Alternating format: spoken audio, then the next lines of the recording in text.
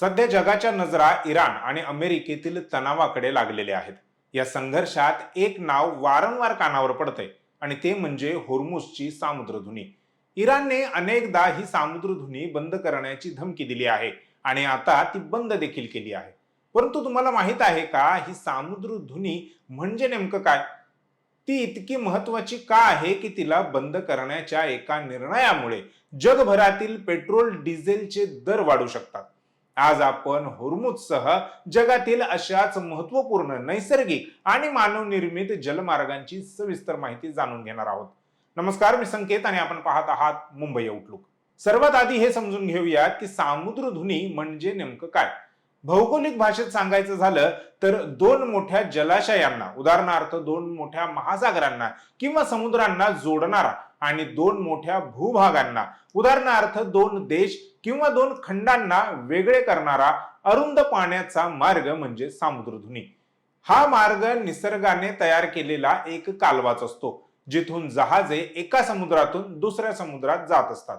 होर्मुझची सामुद्रधुनी Persian गल्फला ओमानच्या आखाताशी आणि अरब समुद्राशी जोडते. याच्या एका बाजूला इराण आहे तर दुसऱ्या बाजूला ओमान आणि संयुक्त अरब अमिराती. याची रुंदी सर्वात कमी ठिकाणी फक्त 33 किलोमीटर आहे. परंतु आश्चर्याची गोष्ट म्हणजे जगातील एकूण कच्च्या तेलाच्या एकूण वाहतुकीपैकी सुमारे 20 ते 25% तेल एकट्या या मार्गातूनच जाते. सौदी अरेबिया, इराक, कुवैत आणि कतार यांसारख्या देशांचे तेल याच मार्गाने भारतासह जगभरात पोहोचते. जर इराणने हा मार्ग रोखला तर जागतिक अर्थव्यवस्थेचा वेग मंदावू शकतो. म्हणूनच याला जगाचा ऑइल चोक पॉइंट देखील म्हणतात. सामुद्रधुनी प्रामुख्याने नैसर्गिक असतात, परंतु मानवाने आपल्या सोयीसाठी देखील काही ठिकाणी कृत्रिम कालवे, कॅनल्स तयार केलेले आहेत, जे सामुद्री धुनीप्रमाणेच काम करत असतात. या नैसर्गिक सामुद्रधुनींमध्ये पहिलं नाव येतं मलाक्का सामुद्रधुनीचं. मलाक्का सामुद्रधुनी ही अंदमान समुद्र आणि दक्षिण चीन समुद्राला जोडणारी एक खिंड आहे. त्याच्या स्थानामुळे त्याचे सागरी महत्व खूप आहे. इंडोनेशिया आणि मलेशियाला जाणारी अनेक जहाजे जिथून जातात त्या प्रमुख ठिकाणांपैकी हे एक आहे. मलाक्का सामुद्रधुनी ही जगातील सर्वात मोठी सामुद्रधुनी असल्याने ती नेहमीच यादीत वरच्या स्थानावर असते. मलाक्का सामुद्रधुनीची एकूण लांबी ही 800 किलोमीटर आहे. दुसरी आहे वृषभ सामुद्रधुनी, जिला इंग्रजीमध्ये टॉरस सामुद्रधुनी म्हणतात. ही सामुद्रधुनी पापुआ न्यू गिनी आणि ऑस्ट्रेलिया दरम्यान स्थित आहे. ही दक्षिण गोलार्धातील आणखीन एक मुख्य सामुद्रधुनी आहे. या सामुद्रधुनीतून अनेक जहाजे जात असल्याने त्याचे भौगोलिक महत्व देखील खूप जास्त आहे. नॉर्थ चॅनल ही जगातील प्रमुख सामुद्रधुनींपैकी एक आणि आपल्या यादीतील तिसरी सामुद्रधुनी आहे. ही आयर्लंड आणि इंग्लंड दरम्यान असल्याने ती एक वर्दळीची सामुद्रधुनी आहे. ही अटलांटिक महासागर आणि आयर्लंड समुद्र यांना जोडणारे क्षेत्र आहे. चौथी आहे पाल्क सामुद्रधुनी, जी भारत आणि श्रीलंकेच्या मध्ये स्थित आहे. महाकाव्य रामायणात उल्लेख केलेल्या प्रमुख भौगोलिक खुणांपैकी ही एक आहे. ही एक उथळ सामुद्रधुनी आहे जी दोन देशांच्या भूमीला वेगळी करते. या सामुद्रधुनीतून कोणतीही मोठी जहाजे जाऊ शकत नाहीत आणि त्यामुळे भारत आणि श्रीलंकेमधील सागरी प्रवास हा नेहमीपेक्षा जास्त लांबतो. पाचवी आहे इंग्लिश खाडी. ही भौगोलिक दृष्ट्या डोव्हरच्या सामुद्रधुनीत येते. अनेक जलतरणपटूंनी समुद्रात पोहण्यासाठी हे ठिकाण निवडले असल्याने त्याला आंतरराष्ट्रीय ख्याती आहे. डोव्हरची सामुद्रधुनी युरोपीय भूभाग अर्थात फ्रान्सचा किनारा आणि ब्रिटिश बेटांना विभागते. अधिक स्पष्टपणे सांगायचं झालं तर सेल्टिक आणि उत्तर समुद्राच्या मध्ये येते. ही जलवाहिनी जलवाहतूक करण्यायोग्य आहे आणि त्यातून बरीच जहाजे जातात. डोव्हर सामुद्रधुनीमध्ये नेहमीच थंड हवामान असते, कारण पाण्याचे तापमान हे सरासरी 20 अंश सेल्सिअस राहते आणि हिवाळ्यात 5 अंश सेल्सिअस पर्यंत खाली जाऊ शकते.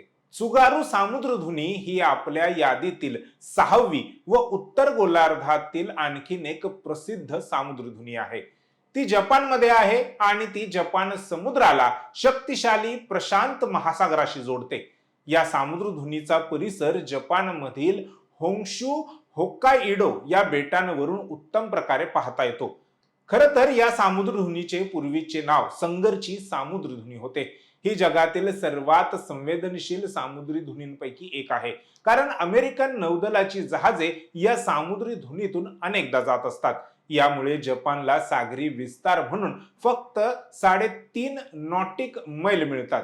इतर सर्व देशांपेक्षा ते कमी आहे. डेव्हिस सामुद्रधुनी ग्रीनलँड आणि कॅनडा यांसारख्या 2 देशांमध्ये येते. ती अटलांटिक महासागर आणि बॅफिन उपसागराला जोडते.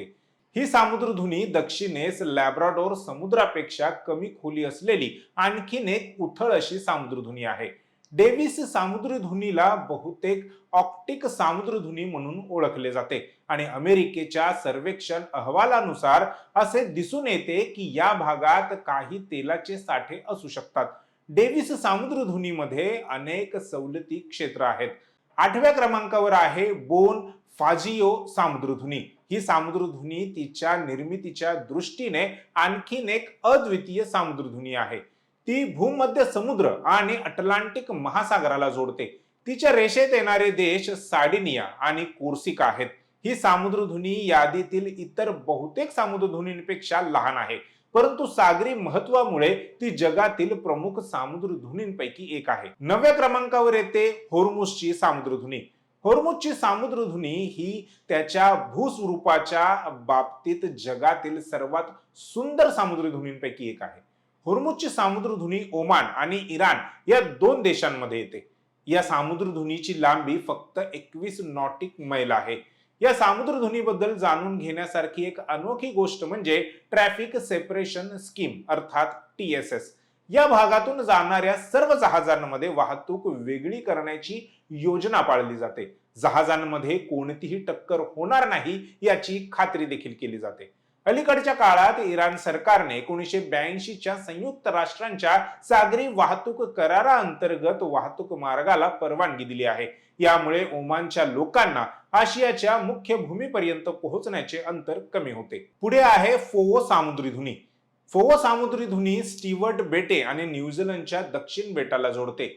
या सामुद्रधुनीचे स्थानिक नाव ते आरा अ केवा असे आहे, ज्याचा अर्थ व्हेल माशांना जाण्यासाठीचा एक मार्ग असा आहे.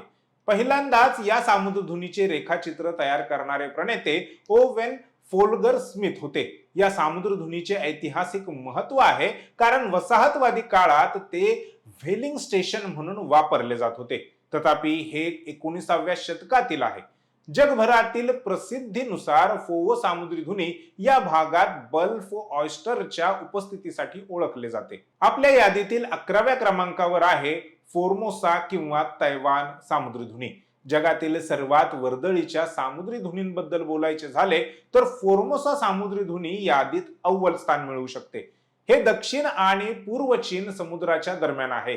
चीन हा दाट लोकवस्तीचा देश असल्याने तैवानशी त्याचे संबंध समृद्ध आहेत. फोर्मोसा सामुद्रधुनीतून अधूनमधून माल आणि प्रवासी नौका या धावत असतात. तैवानमध्ये या सामुद्री धुनीला तैवान सामुद्री धुनी म्हणून ओळखले जाते, परंतु जगासाठी ती फोर्मोसा या नावाने प्रसिद्ध आहे, जिचा अर्थ ब्लॅक डिच असा आहे. निसर्गाने दिलेल्या या मार्गांशिवाय मानवाने डोंगर कापून रस्ते बनवले आहेत, ज्यांना आपण कालवे असे म्हणतो. अशातच मानवनिर्मित कालव्यांमध्ये सुएझ कालवा हा महत्वाचा मानला जातो.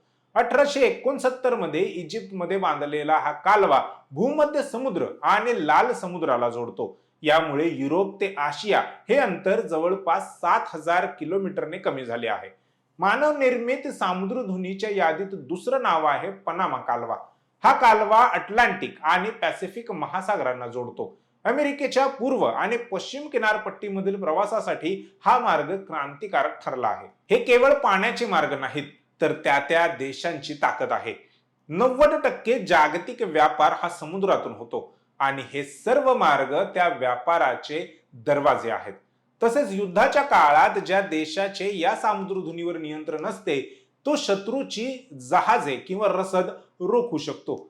तुम्हाला माहित आहे का, जगाचे इंटरनेट चालवणाऱ्या सबमरीन फायबर केबल सुद्धा याच सामुद्रधुनींच्या तळाशी असतात. जर हॉर्मुझ मध्ये तणाव वाढला तर भारताच्या इंटरनेट स्पीडवरही त्याचा परिणाम होऊ शकतो. हॉर्मुझची सामुद्रधुनी असो किंवा मलाक्का, हे अरुंद मार्ग जगाच्या प्रगतीचे आणि ऊर्जेचे मुख्य स्रोत आहेत. निसर्गाची ही रचना आणि मानवाने निर्माण केलेली प्रगती यांमुळेच आज आपण जागतिक स्तरावर जोडले गेलो आहोत. मात्र या भागातील युद्धजन्य परिस्थिती संपूर्ण जगाला महागाईच्या खाईत ढकलू शकते.